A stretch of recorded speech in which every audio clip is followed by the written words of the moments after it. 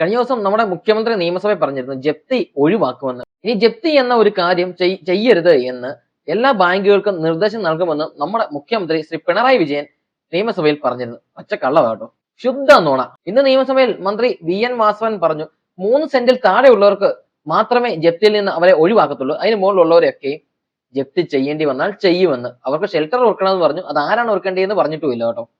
നമ്മുടെ പുതുപ്പള്ളി MLA ചാണ്ടി ഉമ്മന്റെ ഒരു ചോദ്യത്തിന് മറുപടി ആയിട്ടാണ് VN വാസവൻ ഈ കാര്യം പറഞ്ഞത്. സർക്കാരിന്റെ പ്രഖ്യാപിത നിലപാടാണ് വീട് ജപ്തി ചെയ്യില്ല എന്നുള്ളത്. പക്ഷേ ഇതിന് വിരുദ്ധമായി ഇപ്പോഴും നോട്ടീസ് അയക്കുന്നുണ്ട് എന്ന കാര്യം അങ്ങനെ ശ്രദ്ധയിൽപ്പെടുന്നുണ്ടോ? വീടുകൾ ഒഴിപ്പിക്കുന്നത് അങ്ങനെ ശ്രദ്ധയിൽപ്പെടുന്നുണ്ടോ? അങ്ങനെ ഉണ്ടെങ്കിൽ എന്ത് നടപടി ഉണ്ടാകുന്നത്?